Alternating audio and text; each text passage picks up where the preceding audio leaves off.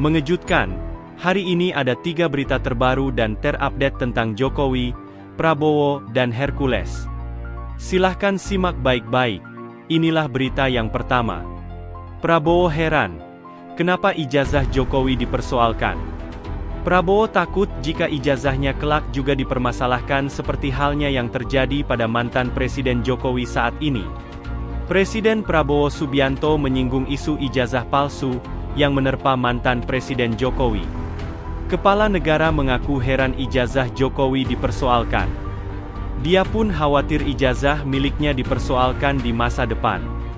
Isu mengenai keaslian ijazah mantan Presiden Joko Widodo masih terus bergulir. Jokowi telah melaporkan Roy Suryo dan beberapa pihak lainnya ke Polres Metro Bekasi Kota. Laporan tersebut berkaitan dengan dugaan tindak pidana ujaran kebencian dan penyebaran informasi palsu terkait tuduhan ijazah palsu Joko Widodo. Kemudian, Mahfud MD beber penuduh ijazah palsu Jokowi bisa dihukum jika tak bisa buktikan. Sementara di sisi lain, Mahfud MD mengatakan tak ada konsekuensi tata negara jika ijazah Jokowi terbukti palsu. Baru-baru ini, ex-Menteri Koordinator Bidang Politik Hukum dan Keamanan, Mahfud MD menegaskan, jika ijazah Jokowi terbukti palsu, tidak ada konsekuensi ketatanegaraannya.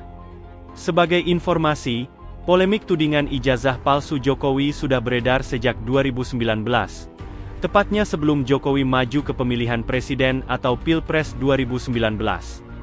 Pada 2019, seseorang bernama Umar Khalid Harahap menuduh ijazah SMA Jokowi palsu.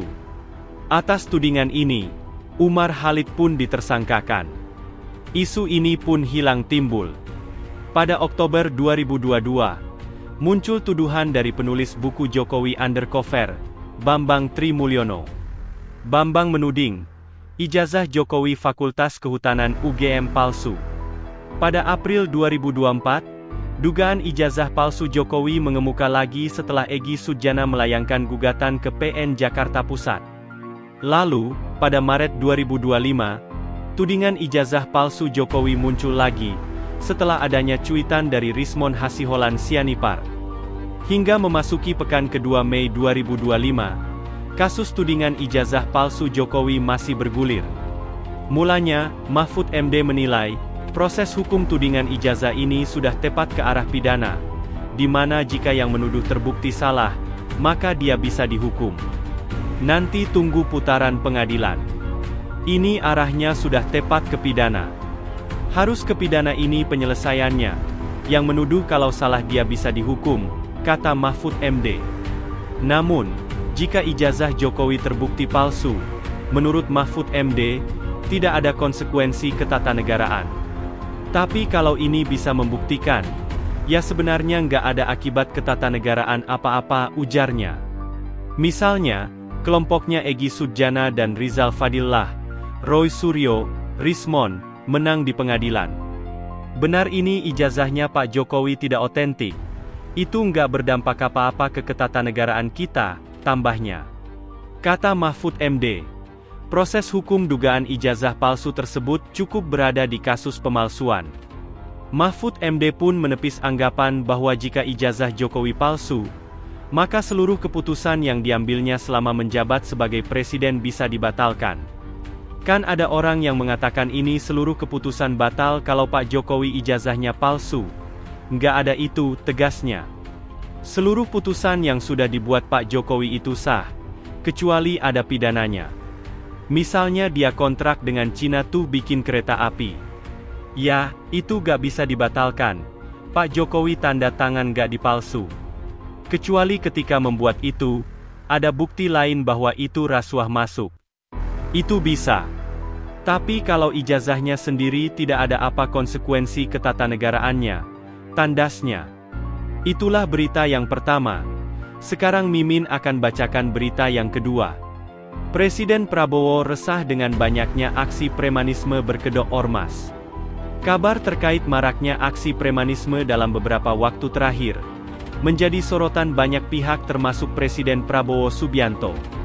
Menteri Sekretaris Negara Prasetyo Hadi menyebut bahwa Presiden Prabowo Subianto resah dengan maraknya premanisme berkedok ormas saat ini, yang menurutnya dapat membuat iklim usaha di tanah air terganggu. Prasetyo mengatakan bahwa Presiden Prabowo telah menegaskan agar aksi-aksi premanisme yang dinilai dapat mengganggu iklim usaha di dalam negeri tersebut tidak terjadi lagi. Tidak boleh aksi-aksi premanisme yang apalagi dibungkus dengan organisasi-organisasi tertentu, mengatasnamakan organisasi-organisasi masyarakat, tetapi justru tidak menciptakan iklim perusahaan yang kondusif, kata Mensesnek, 9 Mei 2025, Du Istana Jakarta, menyampaikan apa yang disampaikan Prabowo. Jadi Pak Presiden, pemerintah betul-betul resah, lanjutnya. Terkait hal tersebut, saat ini Presiden telah melakukan koordinasi dengan Jaksa Agung dan Kapolri, untuk mencari solusi terkait premanisme berkedok ormas yang dinilai meresahkan. Adapun salah satu jalan keluar yang dibahas menurutnya, adalah kemungkinan dilakukannya upaya pembinaan terhadap ormas tersebut, untuk tidak mengganggu iklim usaha, serta dapat turut berupaya dalam menjaga ketertiban di masyarakat. Sebelumnya, aksi dugaan adanya premanisme mengatasnamakan ormas marak terjadi di sejumlah daerah di tanah air. Beberapa aksi tersebut seperti adanya sejumlah ormas yang meminta THR secara paksa di momen Idul Fitri, hingga adanya aksi dilakukannya gangguan pembangunan pabrik mobil listrik PT BYD di Subang, Jawa Barat. Beberapa aksi premanisme tersebut tidak hanya membuat resah Presiden Prabowo Subianto, tapi juga Gubernur Jawa Barat Deddy Mulyadi. Itulah berita yang kedua. Sekarang Mimin akan bacakan berita yang ketiga. Prabowo menepis bayang-bayang Jokowi. Saya dibilang Presiden boneka, bahwa saya dikendalikan oleh Pak Jokowi. Seolah-olah Pak Jokowi tiap malam telepon saya. Saya katakan itu tidak benar. Berpidato di hadapan para Menteri Kabinet Merah Putih pada sidang Kabinet Paripurna di kantor Presiden, Senin sore, 5 Mei 2025, Prabowo dengan tegas mengatakan tidak berada di bawah kendali Joko Widodo. Prabowo menjelaskan, kedekatannya dengan Jokowi yang ia anggap bijak selama 10 tahun memimpin Indonesia hanya bersifat konsultatif. Sama seperti saat ia meminta masukan dari Susilo Bambang Yudhoyono, dan Megawati Soekarnoputri yang juga pendahulunya. Menurut Prabowo, masukan dari para senior penting untuk keberhasilan pemerintahannya yang baru berjalan 6 bulan, dan menghadapi banyak tantangan. Jokowi 10 tahun berkuasa, saya minta masukan. Saya menghadap beliau nggak masalah. Saya menghadap Pak SBY tidak masalah. Saya menghadap Ibu Mega tidak masalah, tegas Prabowo. Kalau bisa, saya juga menghadap Gus Dur, menghadap Pak Harto, menghadap Bung Karno, untuk minta pandangan dan saran.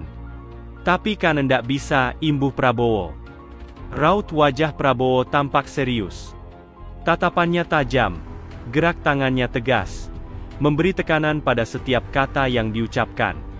Sikap dan gesturnya menunjukkan keyakinan penuh, seolah ingin menegaskan bahwa ia mandiri sebagai pemimpin, bukan di bawah kendali siapapun, termasuk Jokowi. Gibran Rakabuming Raka, wakil Prabowo yang juga anak sulung Jokowi, ikut duduk mendengarkan dengan saksama ucapan Prabowo. Bantahan Prabowo diamini Jokowi yang mengatakan, kepemimpinan Pak Prabowo adalah kepemimpinan yang kuat, sehingga ia tidak mudah disetir.